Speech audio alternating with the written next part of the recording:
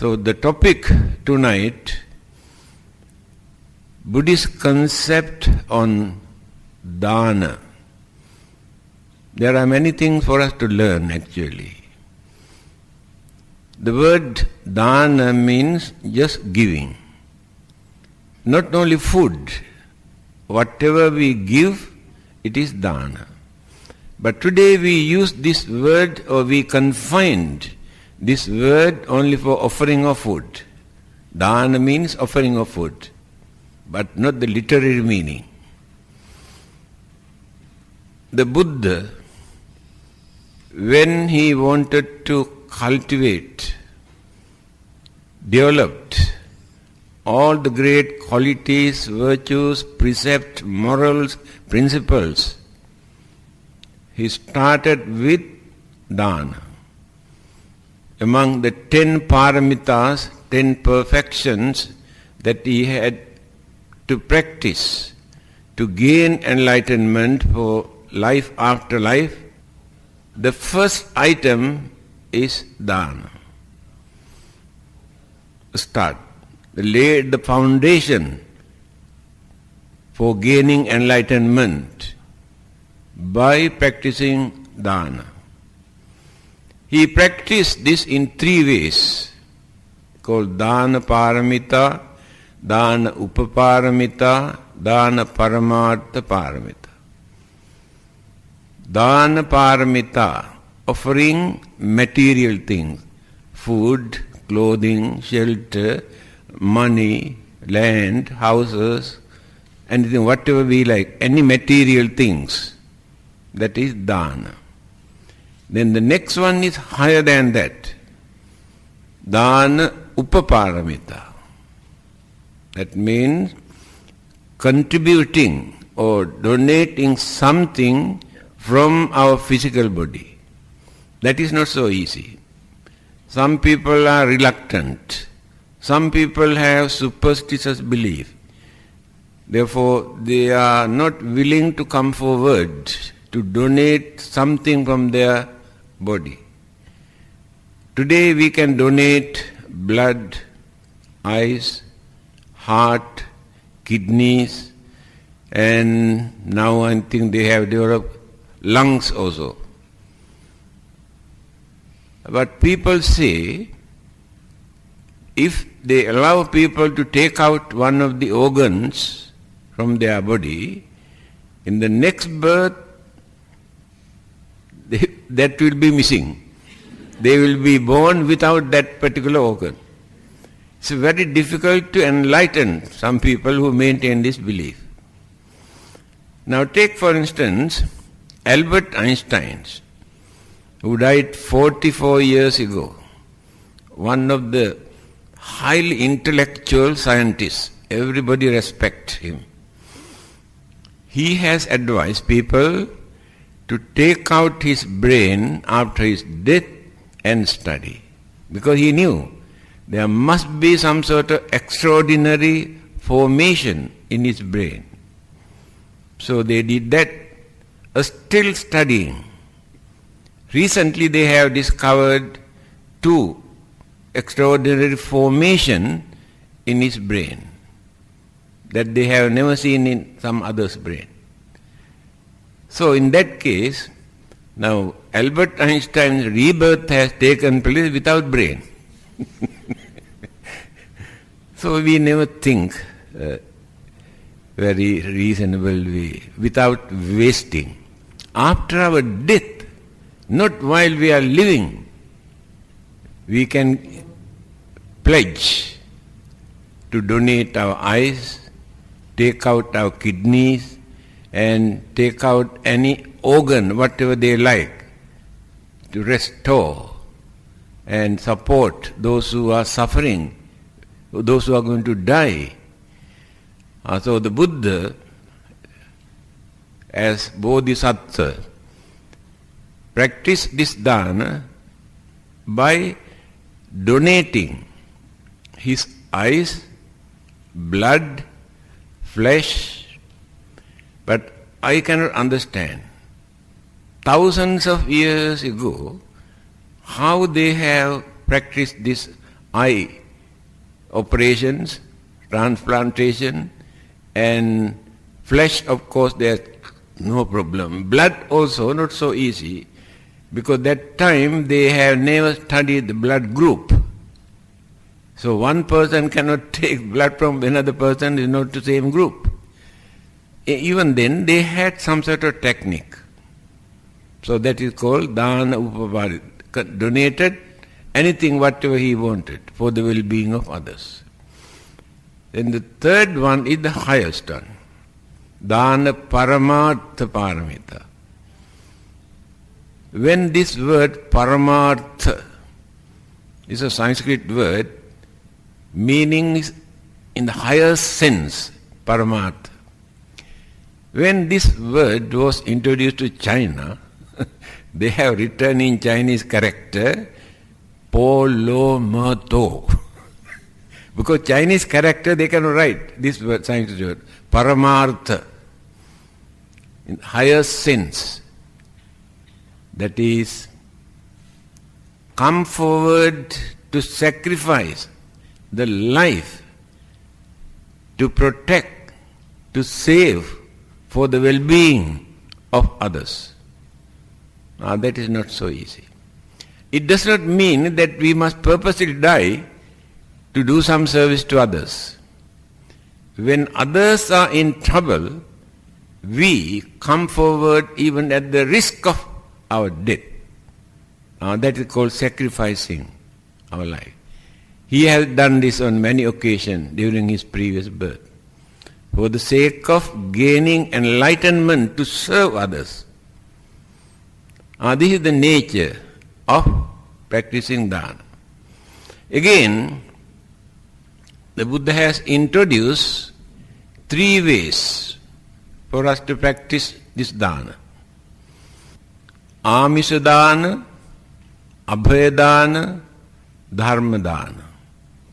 Āmisa dana, donating, offering any material thing. Just I mentioned food, clothing, medicine, shelter, houses, land, whatever you can. First stage. Second stage, abhaya dana. Bhaya means fear. Abhaya means release the fear from others' mind. Those who have fear, those who have worries, those who have tension, those who have suspicion, those who are worrying about their death and sicknesses, we can do something or we can say something to release that fear from their mind. It is very, very important. Not only that, certain creatures, animals, birds are suffering.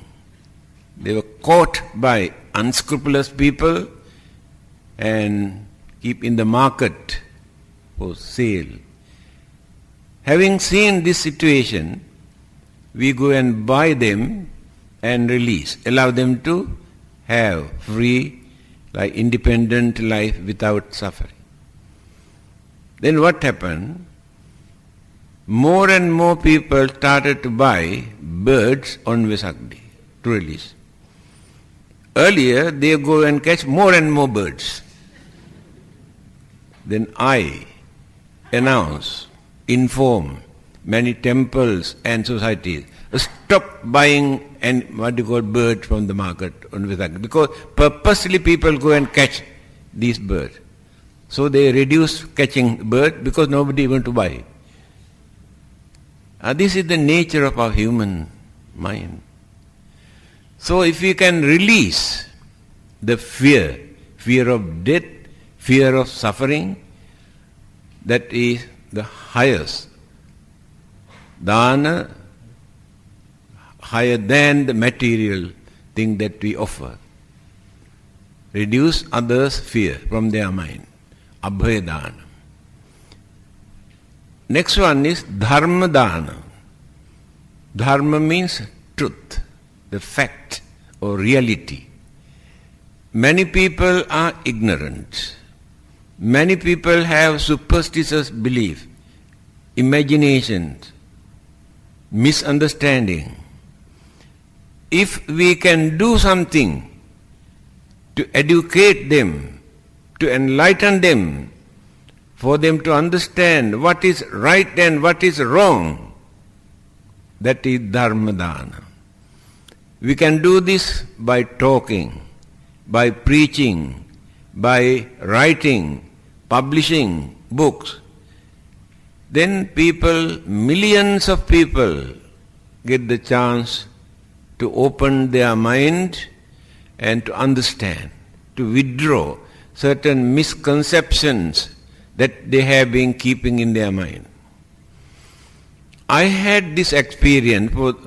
So far I have written 48 books. Many of them have been translated into 15 to 20 other languages in different countries. Amount of letters, telephone calls that I get, appreciating for writing such books for them to understand things properly, withdraw certain misconceptions and beliefs that they had in their mind. That is the highest meritorious deed, the highest dana, according to the Buddha. You can spend millions of dollars to give food and clothing and medicine. But if you can enlighten one person to withdraw wrong belief and idea, that is higher than that the 1 million that you spend for worldly material things. So the main purpose of gaining enlightenment of the Buddha, to tell us what is right and what is wrong, what to do and what not to do, but not to introduce any religious law, religious commandment, religious punishment you cannot find in Buddhism. Recently I was invited to give a talk in a Catholic church on Buddhism. After my talk, somebody asked this question. You say the Buddha said like this. We say Jesus said like this. Who is right?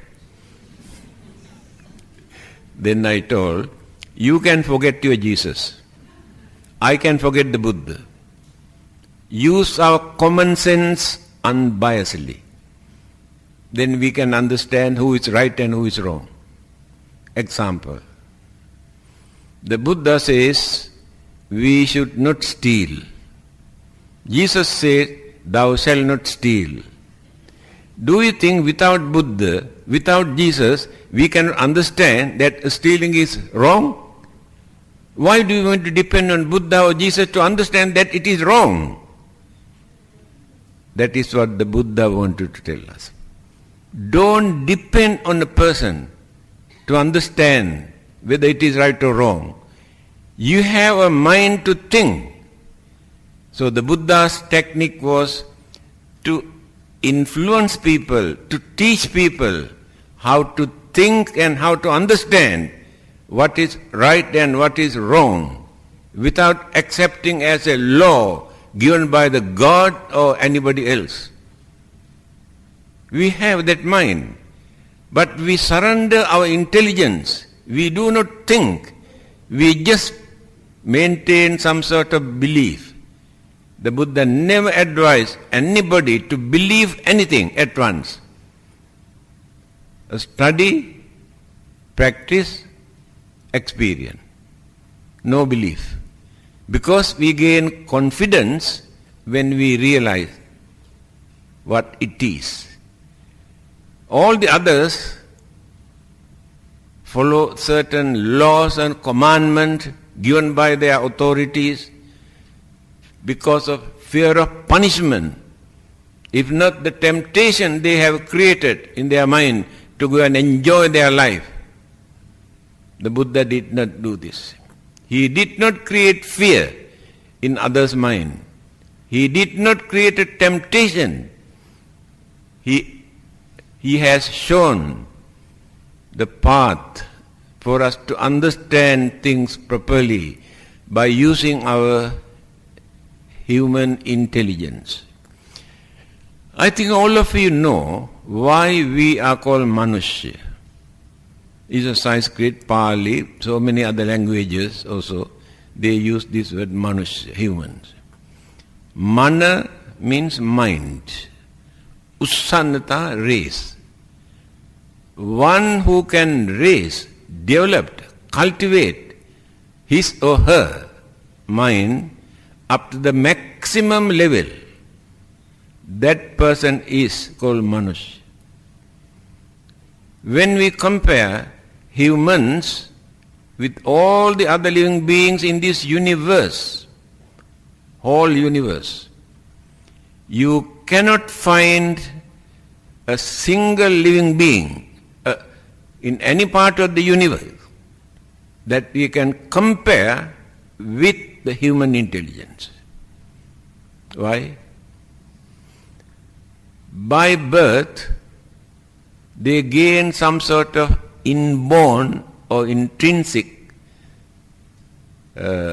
mental attitude. Every creature has some sort of mental attitude. For their survival, for their protection, for their pleasure, and for their shelter.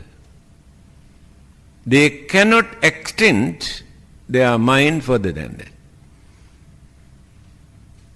that. This is the difference.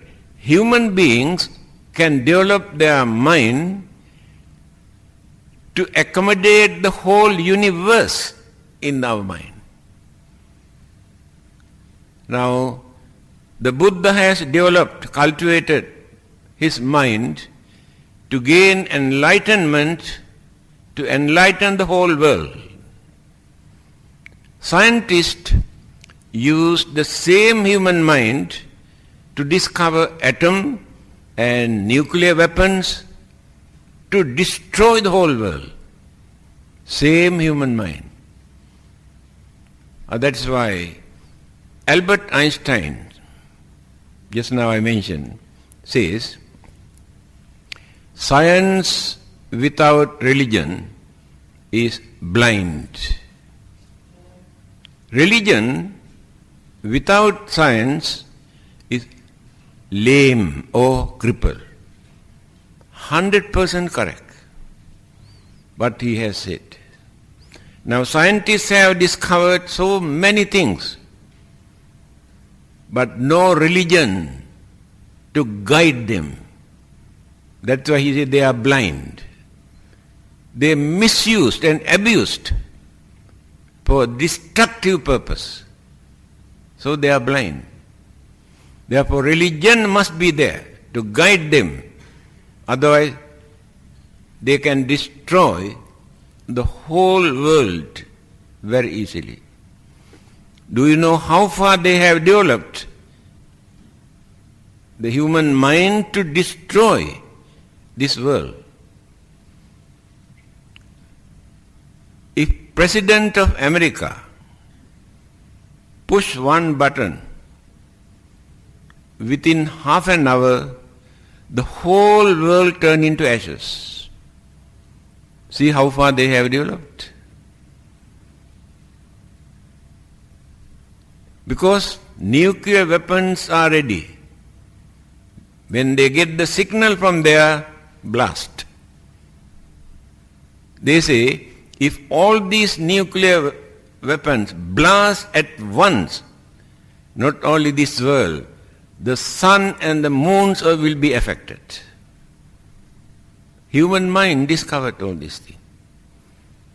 The same human mind, the Buddha, developed to gain enlightenment, to guide humanity, to gain enlightenment, to understand things properly, without blindfolding. This is the nature of human mind. Again, religion without science is lame or not active. It is true. Many of those religious beliefs recorded in their holy books, mere imaginations, belief that people maintained few thousand years ago, recorded in the Holy Book, saying this is the message given by the God. When scientists analyze all these things, they have ousted, put into dustbin all those beliefs according to their scientific discoveries. You might have read 1998, Pope John announced, it appeared in the local newspaper. He says, human beings were not created by the God. They come into existence due to evolution. They had a battle with theory of evolution of Charles Darwin for nearly 100 years. Finally they had to surrender. They knew intellectuals all over the world rejected this belief. Finally, Pope had to say this. Can you imagine? Pope is the living God on this earth to Catholics. But he announced, human beings are not created by the God. So if you take item by item what scientists have mentioned about religious belief, you laugh actually. How they have rejected. That is what Albert Einstein says. Religion without science is not active, not practicable. So, religion must know how to encourage people to use their intelligence without interrupting. Religions do not allow people to use their intelligence, interrupt, saying, oh, it is against our religion. Recently, when scientists want to develop cloning, living beings, two religions approached the government to ban. People came to interview. What is the Buddhist concept? We say there is no reason for us to interrupt. Buddhism always encourages people to use their intelligence. But if they misuse by adopting an immoral or wicked or harmful method, then religion can interfere. Otherwise, we should not disturb their intelligence. So, let us come back to our dana. Author of that book, Two Masters, One Message, Dr. Roy Amore, is in Canada. He has asked this question when he visited Malaysia. He said, why these Buddhists are mad to feed monks by force while people are starving without having anything to eat? He said, I really cannot understand. They come and force the monks to eat. No, this is very good, you must eat and take. But others are starving and dying, why not you give them something to eat? Then I explain. What is the Buddhist concept? A man who was a follower of another religion, Upali, came to see the Buddha. Straight away he said, I have decided to become a Buddhist. Then the Buddha asked, why do you want to become a Buddhist? People say your teaching is very good. Have you heard my teaching? No. Do you know whether you can practice my teachings? No. Not knowing all those things, why do you want to change your religion?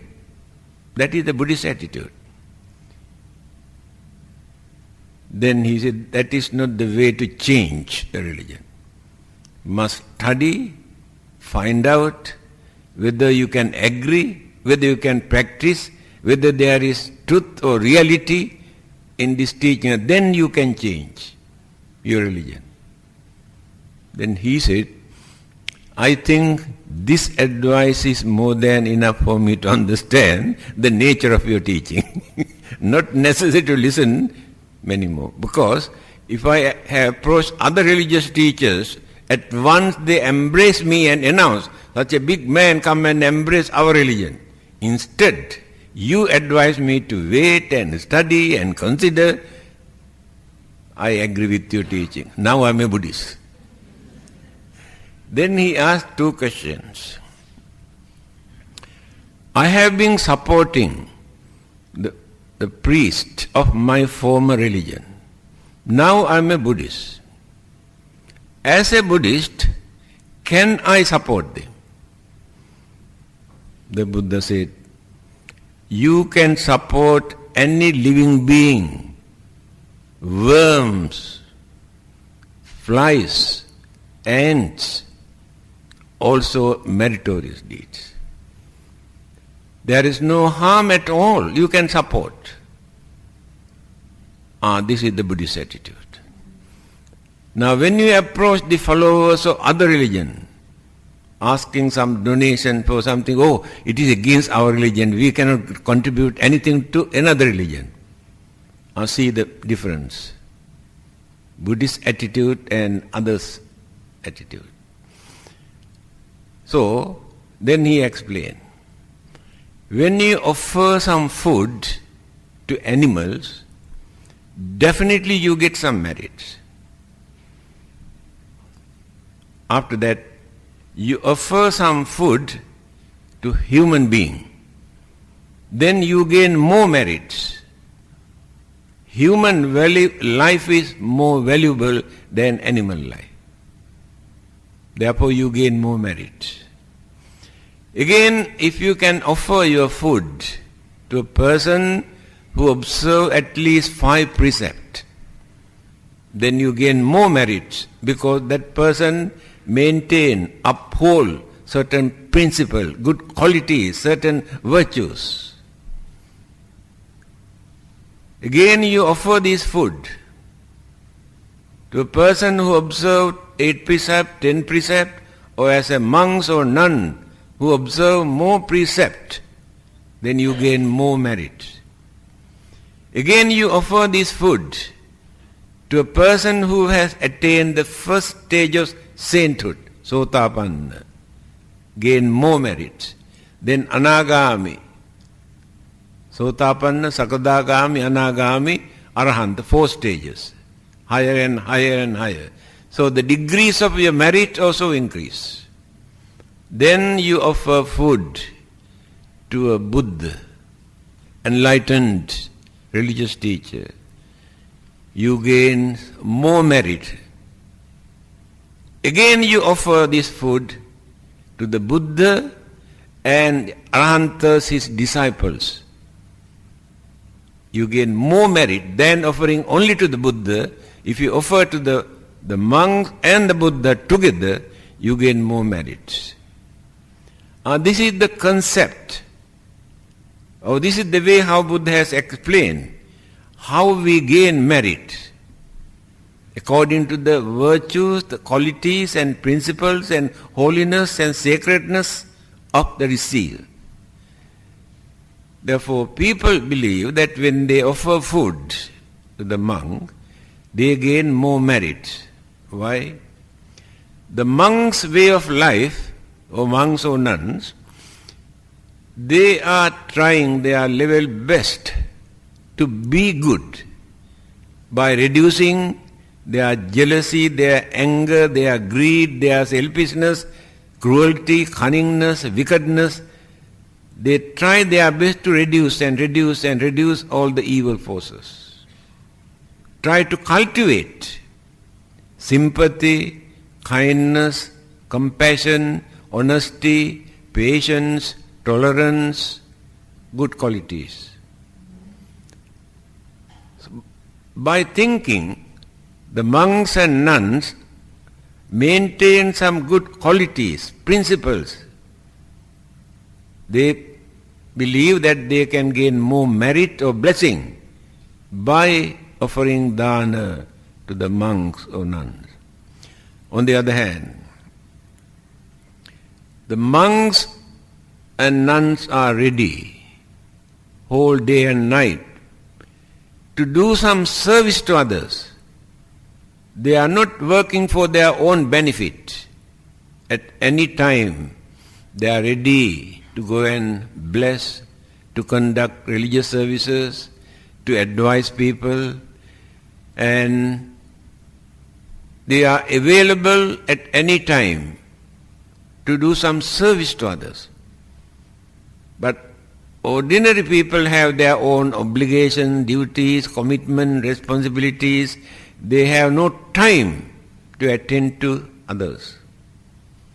That is why people have chosen the monks or nuns to offer something, thinking that they get more blessings, more merits. But by offering to others, ordinary people, they won't get the same amount of merit. So it does not mean Buddhism discourage people to offer to ordinary people. Anathapindika, the great supporter of the Buddha, his name is Anathapindika, meaning feeder of the poor. Anathapindika. His whole lifetime he devoted to feed the poor people. The Buddha encouraged. Therefore, people cannot say, Buddhism advised to offer only to the monks but not to the poor people. But the Buddha explained the degrees of merits, how increase and reduce. Now you can understand. Then, by offering, just now I mentioned among the 10 perfections of paramitas, the Buddha had to practice as bodhisattva for gaining enlightenment. Why he did start with dana as first item? To give dana, we had to get ready. We had to prepare our mind. First thing, we had to reduce selfishness. Selfishness or greed are most dangerous evil forces in our mind. By offering or giving something, we reduce that selfishness. We reduce the greed and contribute something. Again, there are 3 qualities that we have to develop in our mind whenever we are going to offer something to somebody. Somanassa sahagata, jnana sampayutta, asankarika. These 3 qualities must be there. If they want to experience the good result, good effect, somanassa sahagata, reduce anger, jealousy, grudge, ill will, enmity, ignorance from the mind while they are doing this. If they do this by keeping all those things, they won't be able to experience the good result. There must be some sort of happiness, confidence in the mind when they perform this. That is the first item. Jnana sampayutta. They must know what is the significance or what is the purpose or why should we do this. Not knowing this just only for the namesake or as our duty. If not somebody approach and ask us to do that, you won't get the real good result. You must know what you are doing. Why do you want to offer? By offering, what kind of services you can render and what you get in return. You must know this. Jnana sampayutta. Asankarika, third one. Asankharika means the idea must be implanted or created by someone. Then inform the others. Now somebody started to think, how nice if we can organize this Mahasangika Dana. Appeared only in one man's mind. After that, inform the others. Thousands of others come and support. Provide everything. But the person who created this idea gained more merit. Because others did not create this idea. They get the idea from the other person. This is a very important point. You can contribute, support, assist others in their activities when they approach and ask. But one who thought that he or she wanted to do this and inform others gain more merit. Idea is created by that person. These three qualities when we perform this meritorious deed. Then, by offering dana, we gain merit. In English language, we can use only this one word, merit. There is no another word. But in the Buddha's language, there are two words. Punya and kusala in Pali language. Punya, merit. Kusala, also merit in English. But two different aspects. Now you want to offer dana. What is your purpose? What do you expect in return by offering this dana? If you think, by offering this dana, I get some merits or blessing. By the virtues of this merit, may I get the chance to be born in a very rich family to enjoy my life, to go to heaven and enjoy my life. That is called punya. That means expect some worldly material things. The purpose of giving this dana is to gain some worldly material things of pleasure, happiness. You gain what you wanted. After spending, there is nothing in the end. You go bankrupt. Your merit banks, bankrupt. Not enough merit. Again and again you had to accumulate punya, merits. If not, you get into trouble. Now let us see what is happening in this world today, in many parts of the world. How many millions of human beings are dying, starving, without food? You might have read in the newspaper, even today. How many millions of human beings are there who cannot find a piece of cloth to cover their nakedness? You do not know, but I have seen.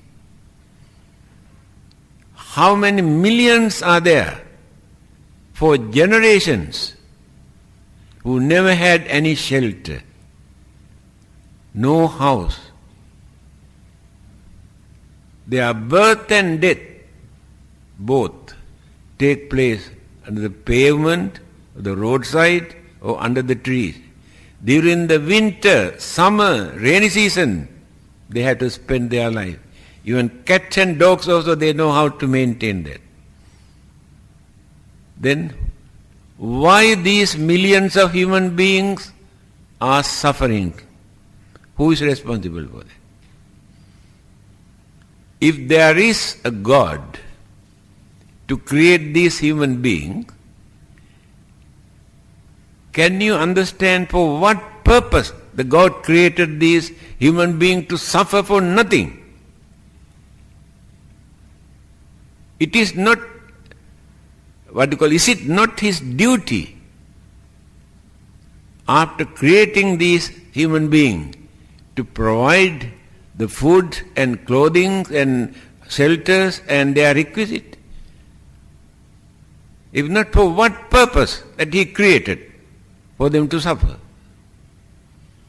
One writer has written in his book, we were taught that God created us. We can understand because of his creation how we suffer. If he did not create us, there is nobody to suffer. The whole life we dedicate to get rid of our suffering. It is a big battle. Living means struggling to get rid of our suffering. If God kept quiet without creating, there is nobody to suffer. Then he says, not only that, they also advise us to worship them. I really cannot understand why we should worship them. We are suffering because of the creation, and why should we worship them? When people use their common sense, they can understand. Here, it is not that God created them. Let us come back to the Buddhist point of view. Buddhism can explain this very clearly. They were human beings during their previous birth. They work, they earned, they enjoy. They have not done any punya karma or meritorious deeds for their expenses in the next life. So they have departed from this world without enough merits for them to maintain that human life. They had little bit of merit to be born a human, but nothing to spend. That is why they had to suffer. This is a living example for all of us. Now here, we are spending all the merits that we have accumulated during our previous birth. When we compare our life with them, you can understand how fortunate we are. Have you ever heard even one man died in this country starving without food? One man without a piece of cloth? Must go to other countries. The Buddha has explained this in Mangala Sutra. Patirupa desa vasocha pubbecha kata punyata. Those who have done enough meritorious deeds during their previous birth will get the chance to be born in certain countries where they can lead their normal life without suffering. Pubbecha kata punyata. During the previous birth, they have done some punya kamma or meritorious deed. And those who were born without such good karma, they had to suffer. Now we are spending what we have done as merit. After spending and spending and spending, when we depart from this world without accumulating some good karma, what will happen? Same thing will happen to us again. We had to suffer. We cannot expect anything from others because individually we are responsible for our life. I am responsible for my life and you are responsible for your life.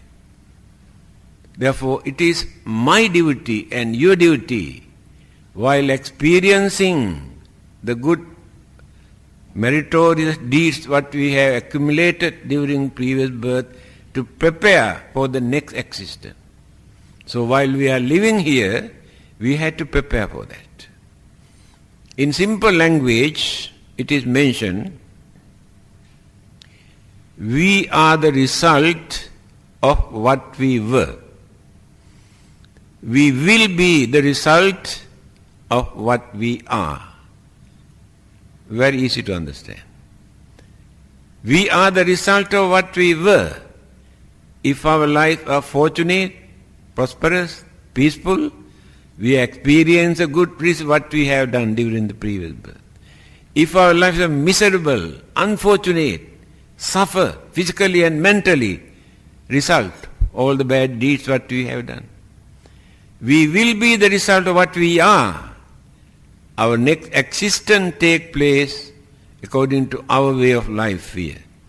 Every day we are going on molding our next existence. Thoughts, words, action. Moral, immoral.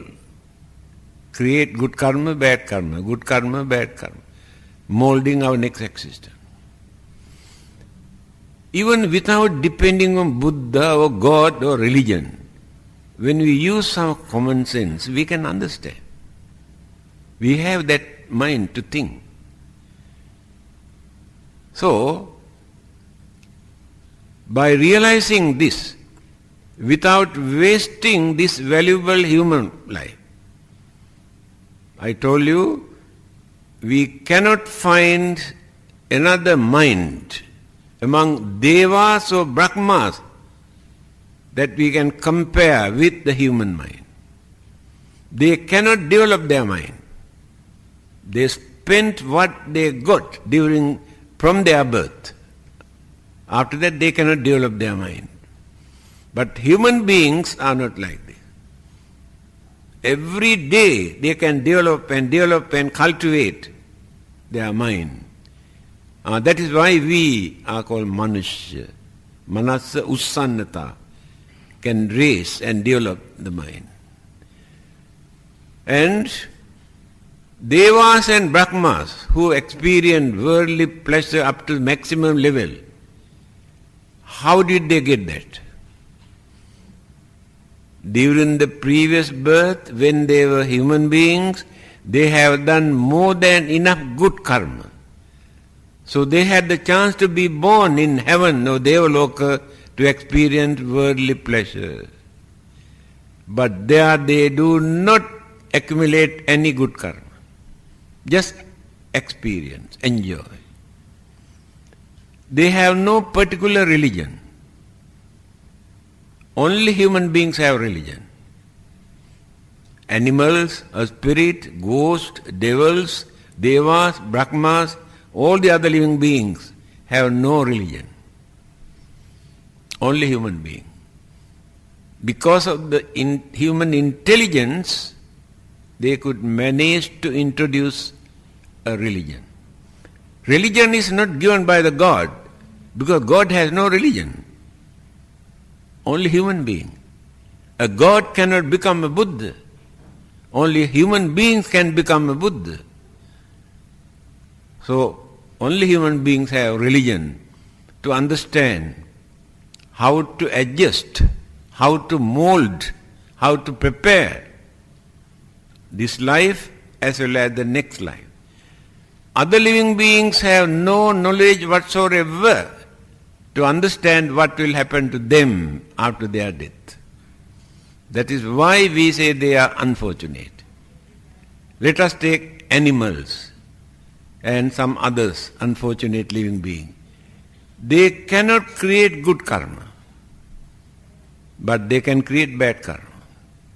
They have anger, they have greed, they have all the evil forces. But the good thought, kindness, compassion, all these things we cannot find in their mind. Therefore they cannot create good karma. Unfortunate. Human life is fortunate, but unfortunately we have certain evil thoughts in our mind to mislead us. Due to lack of understanding, we surrender ourselves to those evil forces. Because of our greed or jealousy or anger or selfishness, we do a lot of bad things. Then, bad effect. That is why religion is important to point out.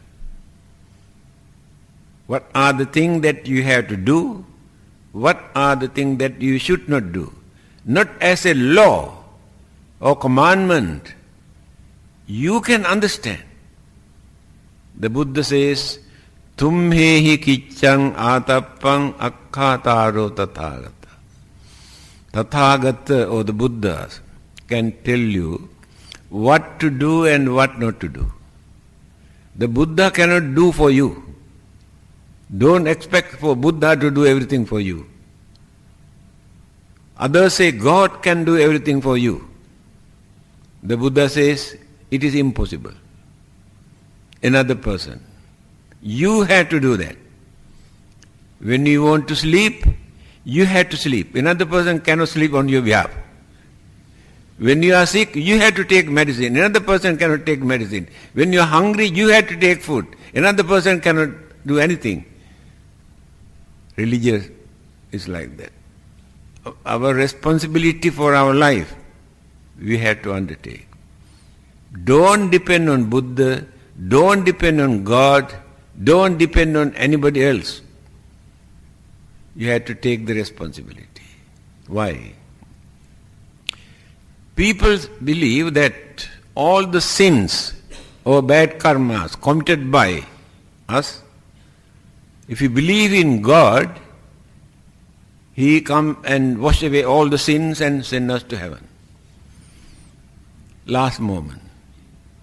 God is keeping quiet while we are committing all the cruel, wicked, harmful, dangerous thing, disturbing, violating peace and happiness. God keep quiet. When we are going to die, we say, yes, I believe in you, please take away my sin. Straight away He come and send to heaven. How nice. But the victims are still suffering. The culprits sent to heaven, victims are still suffering. God cannot do anything to release them. People believe all these things. Especially dying moment, they approach. Oh, you may go to hell. Your Buddha say you cannot forgive your sin. Then what will happen to you? Our God can wash away all your sin. Believe in God immediately. Then sent to heaven. After that, they approached their family. Do you know your father is in heaven now? If you do not join with him, you had it. Then slowly take all the others. See the technique they have introduced to drag others into this. The Buddha says like this. Suddhi asuddhi pacchatang nanya manya visodhe. Purity and impurity, that means good karma and bad karma in our mind. Another person cannot wash away or to change another person. Either Buddha also cannot change. God also cannot change. Because good and bad karma we have done by using our mind. Not the body. Body cannot do anything. The mind use the body. Mind give the order. Then the body does the thing. Body cannot create any bad karma, the mind create. If it is bad. Then he says, many people do not know this. When they came and tell you, according to Buddhism, there's no way for you to get rid of your sins. You have to go to hell. People say, Yala. Because they don't know anything. Yassa papang katang kammang kusalena pitiyati. Beautiful saying of the Buddha. Very unfortunately, when Christians talk about their religion, they say our Bible says like this. When Muslims talk about their religion, they say our Quran says like this. When Buddhists talk about their religion, they say people say like this. Nobody knows what the Buddha has said. See how poor our understanding about the teachings of the Buddha. And look at these sayings of the Buddha. Yassa papang katang kammang kusalena pitiyati. if we have done certain bad karma earlier, due to our ignorance or misunderstanding or greed, one day we will come to know. Yes, I have been doing certain bad things. I know they are wrong. Stop. That is not enough.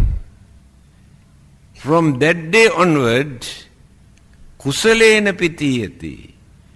You have to do certain good karma. Go on developing by doing good karma. What is good karma? Good actions to reduce ignorance. Good actions to reduce anger. Good actions to reduce greed. Do something. Go on developing. Later, the good karma will be able to overcome the bad effect of the bad karma you have committed earlier. You cannot wash them away. They follow, but can overcome. Then you continue life after life doing more and more good karma. Then the bad karmas have no chance to come and catch you. One day you will attain arahanthood, sainthood and nirvana. All your bad karmas withdraw. Cannot do anything. Let us take Angulimala, who had killed nearly 1,000 human beings. The Buddha came to know this. So he went. This man is very wicked. He wanted to complete 1,000 human beings. So far he has completed 99,000. So, when he saw the Buddha, he was very happy. Oh, another man is coming. He wanted to catch and kill the Buddha.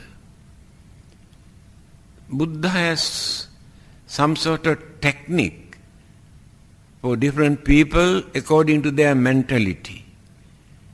He does not preach at once because he knows this person cannot understand, cannot accept. Then he works in such a way for that person to gain some confidence. After that he starts to preach. So this Angulimala started to run. The Buddha did not run. He walked in normal way. But Angulimala run. He cannot run anymore. Tired. Then he says, stop. Then the Buddha knew. Now time is ready to talk to him. He said, I have already stopped. You are the one who runs. Then how can you say you have stopped? I saw you also walk. I have stopped mean I have stopped destroying others' life. You runs means you are doing it. Oh, he understood. Then he asked another question. Yes, I know you did not run, you walk, but I run. Why I could not catch you? You could not catch me because you run. If you stop your running, then you can catch me. Oh, very interesting. Then can I follow you? Why not? The Buddha ordained this murderer as a monk. From that day onward, meditation, developing, purifying his mind, he attained arahanthood, attained nirvana. All the bad karmas drop. Here people do not know this. God cannot take away, Buddha cannot take away the sin, but person who has done this can do. The mind that he or she used to do bad thing, he had to use the same mind to cultivate and develop and overcome. Another person's mind cannot do this. Please remember this. So, we are not perfect. Everybody make mistake. Everybody do a lot of good things. But when realizations, understanding appears in our mind, we have to change. The maturity, knowledge, experience we can use to stop.